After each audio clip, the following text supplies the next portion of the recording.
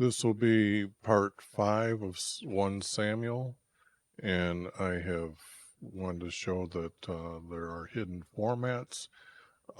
This will be one of them, 4-verse formats, and this is what I'm looking for. And you can see that there's quite a bit of 4-verse formats in this text, which is kind of unusual. Usually it is a 3-verse format. That's what I'm looking for here and what I'm trying to find. And this is the editing that I'm showing. The blue text I'm removing for those reasons. I've done videos where it takes me 50 videos to do a book. They're all 40 minutes long. So as I went on, I realized that I don't need to repeat myself all the time about the reasons why, and these are the basic reasons. I've got 6 on this list. I got to change that from 5 to 6. Anyways, when I'm editing the green word and I got a /, I'm correcting that word, and it's close enough to this word, so I'm not going to be explaining them. But when it gets to a heifer to a lamb, this is the correct word and not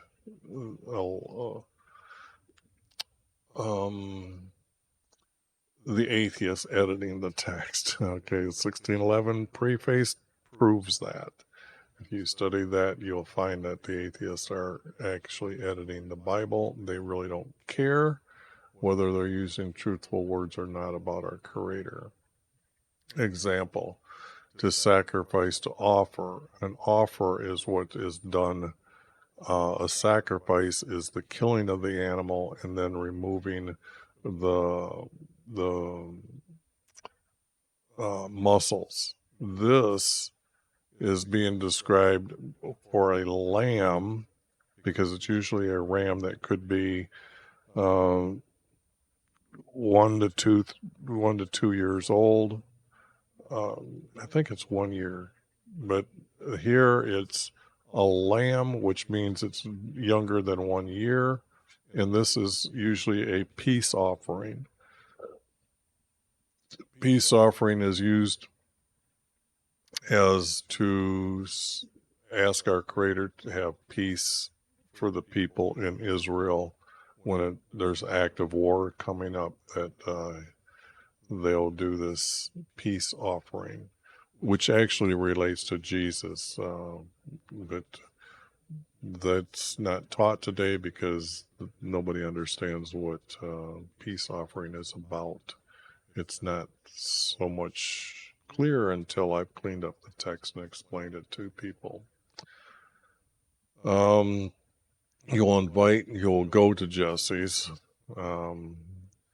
Then he will not show you. Our Creator's going to tell you. I'm taking this verse here, and I've cleaned it up, and I put it here. So that's how that got moved around, so it reads more correctly. And I've had to add the word dinner because that's going to be described in the story later. So, in Bethlehem. So where is this taking place right now? So let me pull this up. Bethel I don't have as a city. It should be right on that crossroad right there. This is where Saul is at. This is the city that, let me blow this up a little bit more. Somewhere in this area is where Samuel was born and now lives. Shiloh is here, and the tent for meeting is near this area. This is the city where the priests lived at night and their families lived. And this is Bethlehem where he's going. So he has to go through Bethel to get to Shiloh, but then the road can come down here to Bethel or Bethlehem.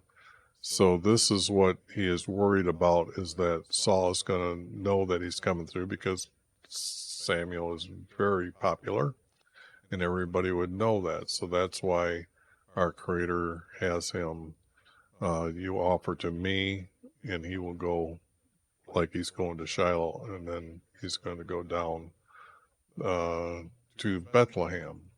Okay. Now you've got the idea where the text is taking us and where we're at on the map. And they had tents at this time, so they didn't have any entered his or entered. Came about when his sons entered. What did they enter?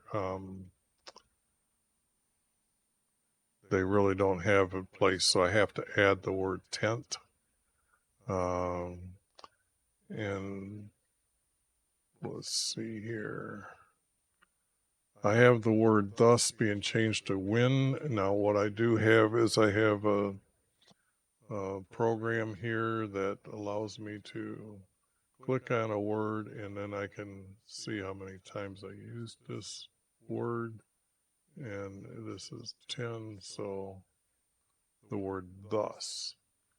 It is actually said that this is not an important word in Strong's dictionary when he went through and said which is the most important words. But when I do click on the word, it does tell us that this name is used 42 times. But a lot of times when I click on a word, all these numbers, for the word 7, actually it's part of the words for numbers. But let's get something simpler here. And you can see that calves, bulls, but all of a sudden they're referred to as a child or children 142 times, but calves as toys. This is the corruption in the text. How can it mean Babylons, okay, or Assyrians when we're talking about sons? So the thing here is that's the problem with the text, but it's also a great aid to prove the point that we cannot go back and use all the strong words and try to make them one word. They have destroyed a lot of it. And so what I'm trying to do is show you that there are formats, because when you do Psalms 1 through 9, anybody can put them on your computer and clean them up. Remove the punctuation mark, go through, and you'll find these small sentences. A lot of times there will be 3 words in those verses. And when I've done all the Psalms, I found 78 to be this format here, where there are 2 words, then 2 words, 2 words, and it reads beautifully. And it also means that the words can be removed. I think if you just do Genesis, you can remove something like, I'm going to say 55 words out of Genesis 1. And these are words like ands, thus, is, it's, these really small words. And the text reads a lot better and smoother without them. I will show that someday to people, just to show the many different editings that you can do with the text and make it better. There was one of my youngest. Usually when it's about a person, I use the word one written out.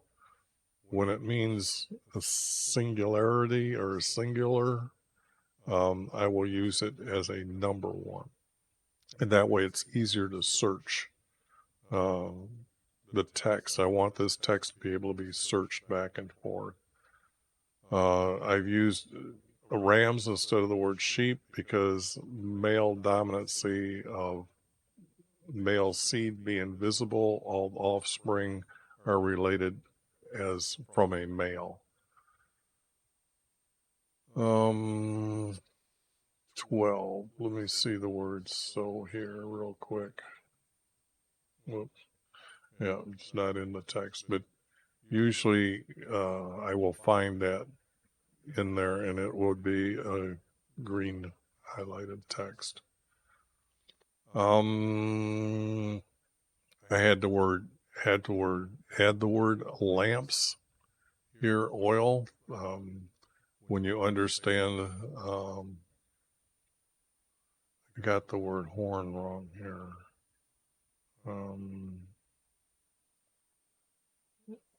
Using this word here, that's from the last video, so I better make sure that I'm doing it throughout. So this needs to be edited forward, so I need to make myself a note here. Just a moment, sorry, but like I said, some of this editing will be redone and re-edited as I go forward, but I should take care of the ones that I'm noticing now. Makes it easier on me later. And I pretty much explained this in the last video, so you need to see that. Now here, Saul has messengers, so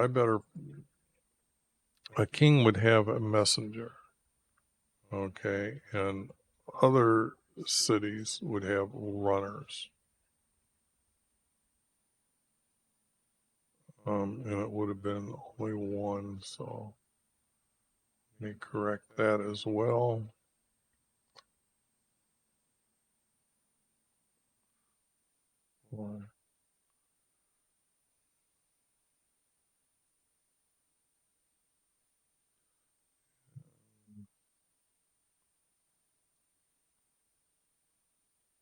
I'm trying to keep the words to mean the certain thing, and you see the word runner that I had there. That's how they communicated. So when you're looking to collect all the information how people lived back then, they had the existence of how to get news from one area to another area as runners running the information back and forth. His armor bearer. I'm adding this word in that. I really highlighted this color to put forward in the text for me as reminders that can I come up with something better. Usually have shield bearer to understand that he's not just carrying his armor, but what he does in the battle. He has the very higher ups have extra men around them because they're going to be the most ones fiercely attacked. So he has like a shield bearer to help them defend his back while the others are while he's attacking from the front.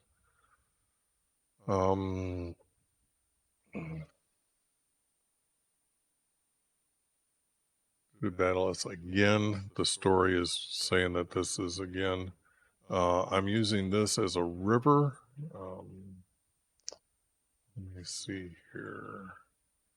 Because again, the story is jumping back and forth in the text, and you think it's hard for you to do. You should have seen me organizing this when I started.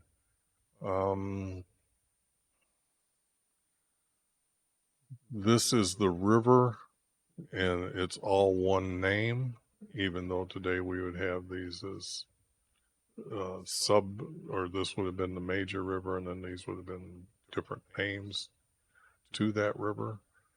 But this is where Saul's at. This is where Samuel lives at, and this is Shiloh. This is the major city at this time. Saul changes it to this being the capital because now wherever he is at is the most important city. So these are the battles in the areas that's going to go on here that they're talking about.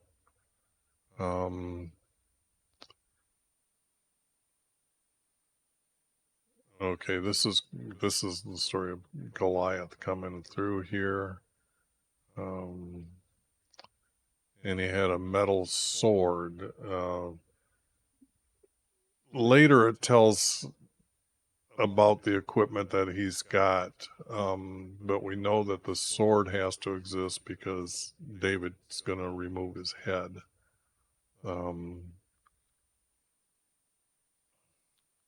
I just see shield carrier here, so this is type of what I'm shield bearer to shield carrier.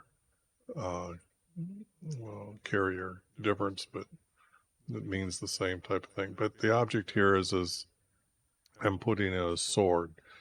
It has to be made from metal. It can't be bronze. Bronze at this time is weaker. Actually, they could take bronze, remelt it, and form something else. So it was a reusable metal at that time. It wasn't like today where it's bronze, it's heavy, it's solid, and you can't work with it. Bronze is pretty much thin at this time. I know David's going to make it thicker by having the pillars made out of it, but that's why you know that the bronze at that time was reusable. And they just aren't men. He's a warrior. I'm using the right words. Who, if I am able to fight and kill him, then you become our servants. So not prevail, but fight and kill him, prevail against him and kill him. I'm just reducing words like prevail to be able to have a 12-year-old read the text and understand the wording without seeking a secular dictionary.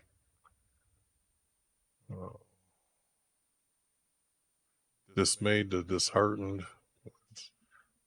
Sometimes I use the theorists to help me come up with these words that are a little bit more truly descriptive. So,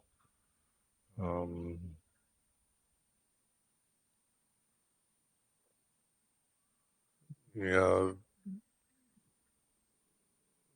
this is now talking about David. The story kind of jumps, but it's got to introduce David, his three oldest brothers.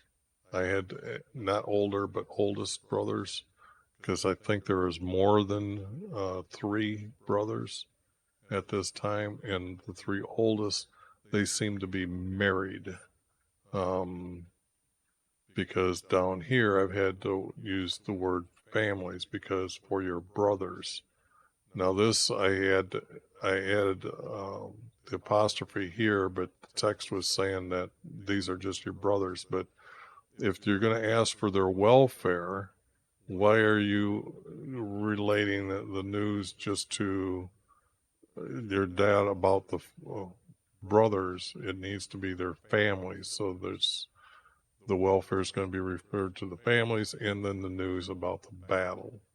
So that's how I've decided that when you read this text and try to figure out what it's saying, I pretty much, when I put in the word families, it became I think it's what was truly written. And I am scanning sometimes when I'm reading ahead while I'm talking. So if I don't use the right word when I'm saying it and I'm pointing to it, sorry about that. Greet your brothers. You got to look for your brothers in the battle line. But then their champion stepped up. He came forward, coming up. Goliath was coming up. Well, actually, he was coming forward out of their forces. He was making the challenge openly to them. And yes, warriors need to be added quite a few times. And it wasn't to defy them, but it was to dare anyone, not Israel, but anyone, of the warriors on the other side. Israel is used as the nation, so I can't use the word Israel here. And then they're explaining that even the king has seen him out there, and he's telling other people that any one of you want to step up and do this, who kills him will give him his daughter to marry. But David is asking who will take the rebuke from Israel, or for Israel away, for they are taunting YHVH'S, which David's understanding of his life is that he is very dedicated, because he understands that our Creator is with them, and he's part of our Creator's nation on earth to represent our Creator. So he goes through the line, and insolence, I'm using disrespecting us. Come down, well, actually come here. This is like a description on the battlefield, but it's not the true truth. They lined up in open fields, so they would line up on one side and the other side, and he's out there challenging them, and then they would rest for the day, and then they'd come back out and do it the next day. And it was kind of like a build-up before a battle was actually going to happen, before they worked their men up for a battle. Saul sent his runner. Now, in a battle, I would say he had a runner, okay? Because he's not relaying a message or trying to get messages. He's sent a runner for him, okay? I believe that the word runner is more correct here at this time. Because the word uncircumcised is used in a different place, this is why I'm putting it here. Fight this.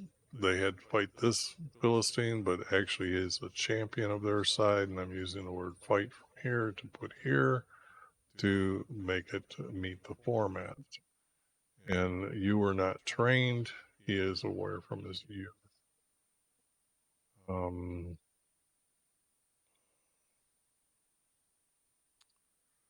And this is where David tells him that he grabbed the beard and he struck him and killed the lion.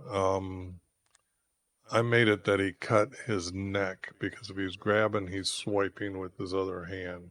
The lion comes up to him and he's doing this, like, and so David just grabs him and cuts his neck. So I've kind of made it more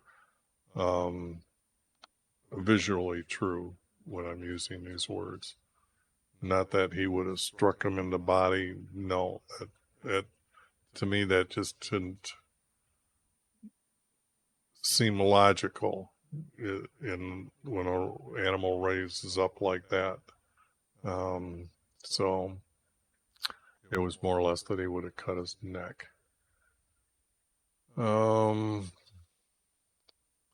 See, he's got killed a lion and a bear here, but the story is only about a lion, so couldn't use the word bear. That's why I've got the word like lion.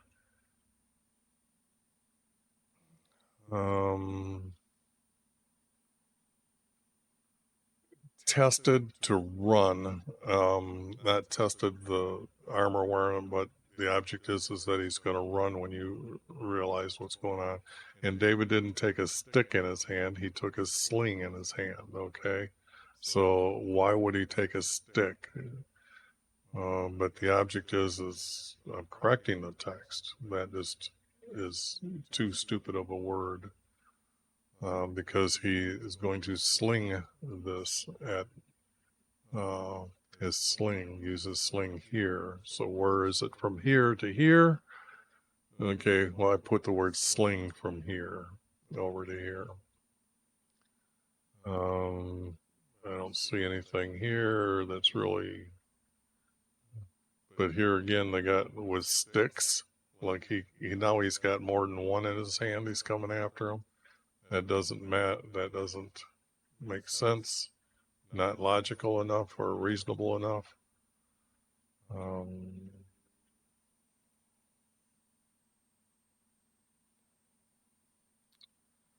Yeah, I'm seeing a lot of this text. Okay, the coast, as far as the coast.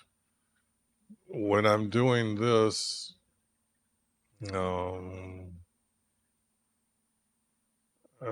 thinking this is the battle that's maybe at this time, but this is all the way to the coast where they regrouped the land here. And then the Philistines were down here and they chased them, but they didn't.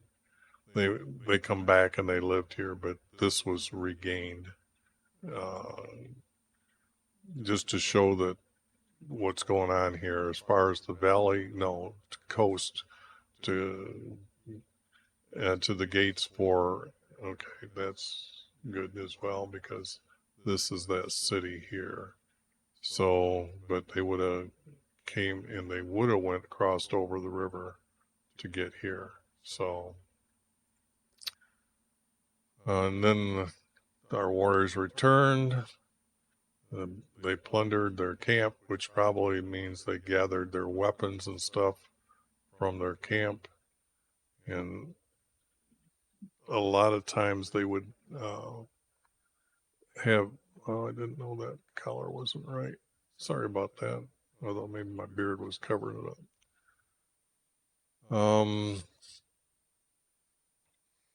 That they would have animals that they'd bring that they would kill to eat. So you would want to take away as much as of their supply. You don't want them to resupply themselves. So they were plundering their camp, taking their tents as well. They'd have to remake them and get all that kind of thing.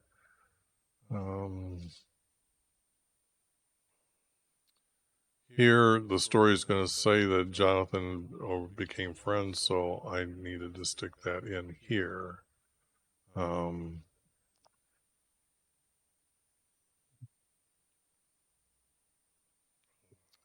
This is where he assigns David as over the younger men for war, and then as David gets older, he's ahead of a force. And this pleased the people that he did this, that he made him like a captain over the youngers, because he is still very young here. He can only be maybe 15 or 16. And yes, at 15, 16, you can be a very large young man. And here, not all, but many, they sang what they were actually gossiping as they played. So I have that's how Saul overheard. They wouldn't have been singing a song. They would have been gossiping. And they weren't thousands. I have to bring the numbers down to being reasonable. That day forward. Okay, now here, the text is going to be joined down here. I'm going to take this text here, and I'm going to move it down here. And this is where he's promising his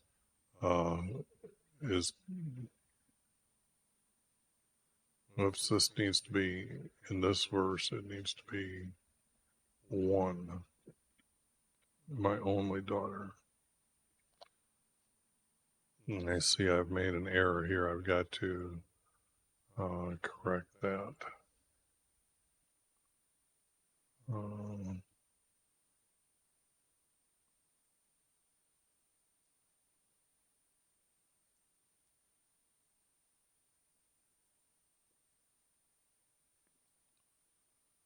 This needs to be only.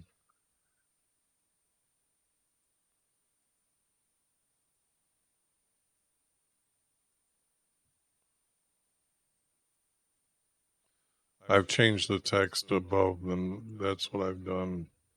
Whoops. Is to do this. Okay. Now it reflects what I've edited ahead above. But I needed to move that verse down here, and then this, you notice how there are 4 verse?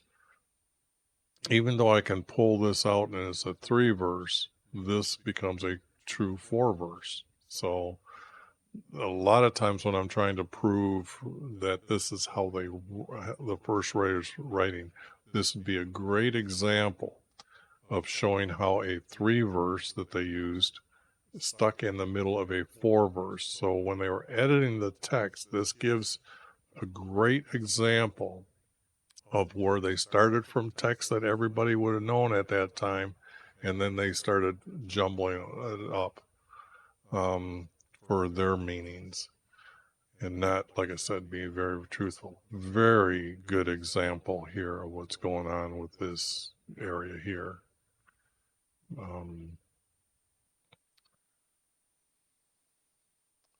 I'm thinking maybe I should screen capture that. Oops.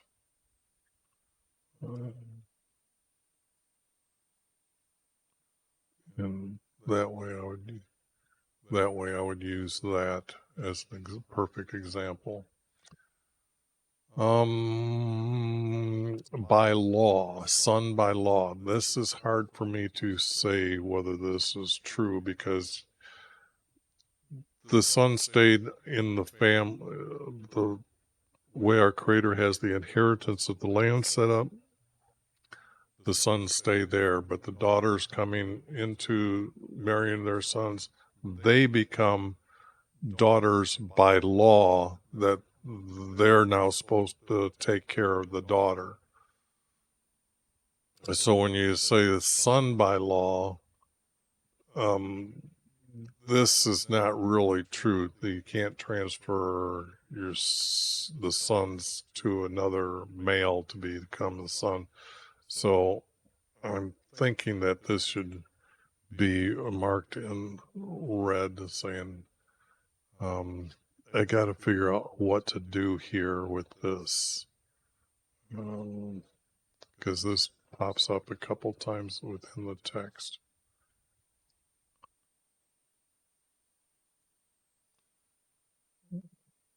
And I just know that it's not truthfully being saying son-in-law or son by law or family by law.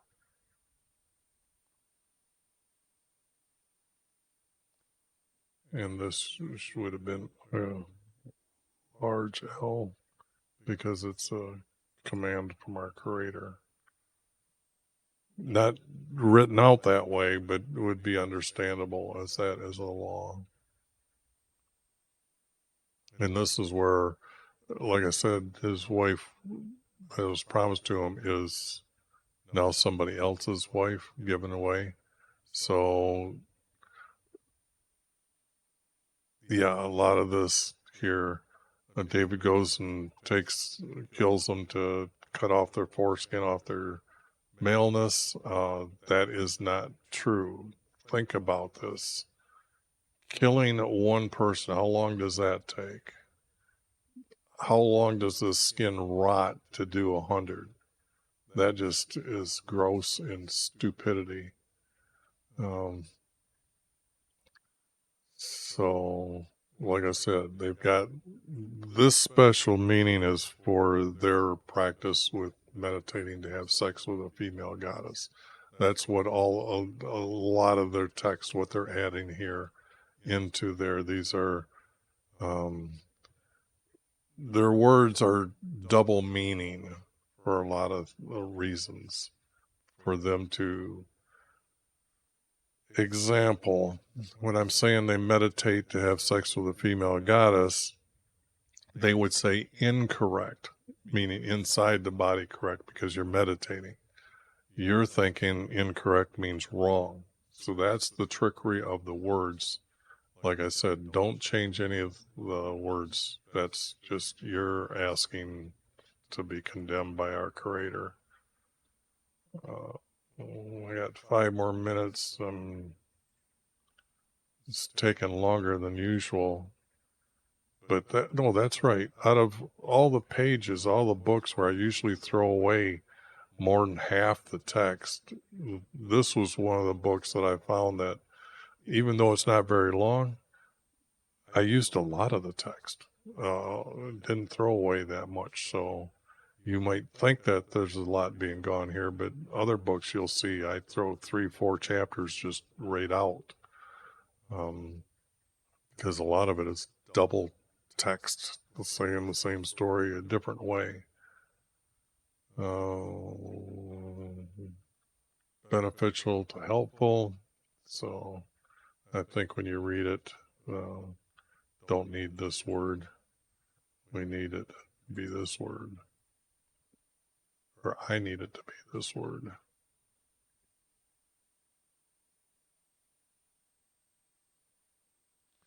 I don't think there's anything too hard here. Okay, this is the second battle of Jonathan. Oh no, this is the second story of. There's so many second stories and third stories. This is what happens in a lot of them, to where I just throw out a bunch. As you can see, I start working to say, can I put it into a format? And then I'm realizing that when I skip down, kind of like, no, I know this is in another place. Or it's not really needed. It's not important anymore.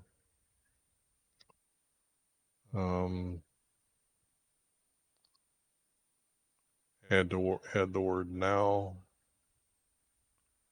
Empty to missing. David was noticed as missing. Not that his seat was empty, but David was missing.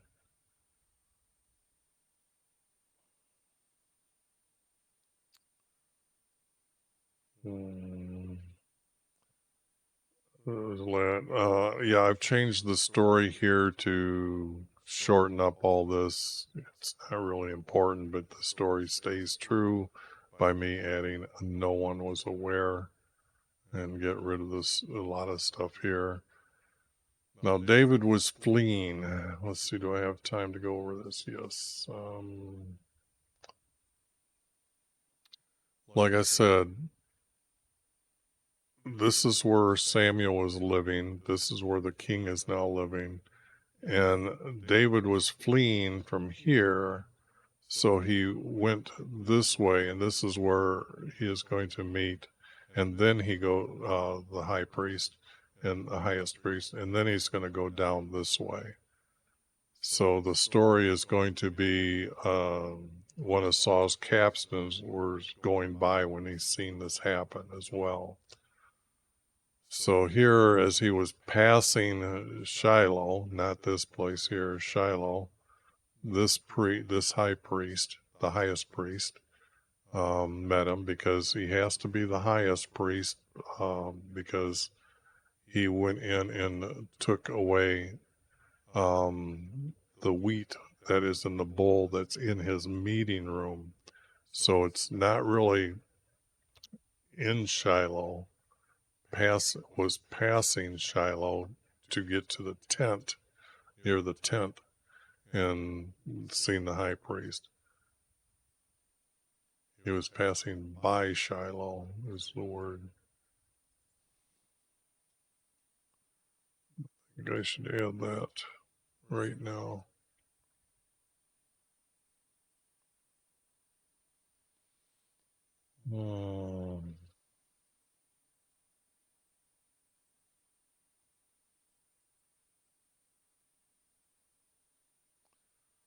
All right. And this is the wheat that's before our Creator in a bowl. That's part of our Creator's promise of them always being with Him. They will not lack food. He will not cause famine to happen. But as they started going away, that's one of the first things that starts happening. The famines start showing up. And this is now one of Saul's captains were there that day. I was explaining it earlier. And then I have to put he went to Judah. He first has to Judah before he goes to a king that is in Edom. So he would not have fled to the Philistines. Everybody would have known that Edom here is Jacob's brother. This is where he comes down. So he's going to come down, and David's going to live in this area here. And then when Saul comes after him, because David's going to go and, like I said, battle here, and then Saul's going to come to him. So he flees here. So Saul rulership is not controllable by him over here. So he could live there in safety. And that story is going to come up as well here. And I have to have Jonathan added here to have him tell his men what happened, that David has fled. So, because David has warriors following him, had his men with him, and it's his force of men now that are around him. That's just meaning the word force means a group of men. Probably Saul has a group, and the number is 100. So, but he's the king. So, how many men were around David? I think they had something like 400. That should have been reduced. I think I have it reduced to like 100 here for David as well. But even that might be too many. But anyways, Saul is talking about to his men. Saul, yeah, okay. So this is Saul's force. So Saul has these 100 guys around him, and he's complaining to them, disclosing to me his friends, or disclosing his friends to me. I had to add the word friends, because it's talking about his son hiding from him. But the object is he's talking to his men, and he's asking from them the questions. Then this guy that was there at that time, I saw him, and then by Shiloh, or in Shiloh, I've got that wrong. It should be by Shiloh.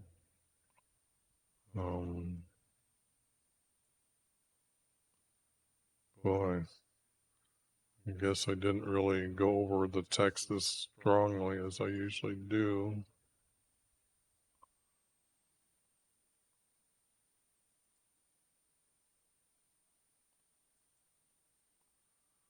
But yet he didn't correct it. And here's captain, because above is the word captain. I used captain there. I'm using captain here. Now here, I've got him as a runner because it's to summon somebody.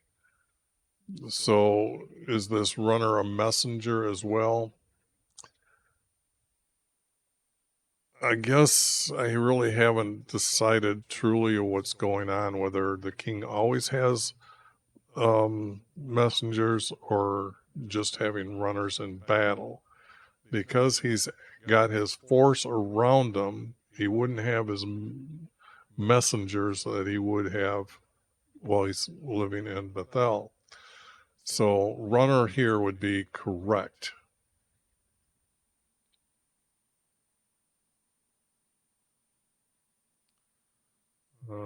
Ooh, 44. Nope, gotta stop. Oops.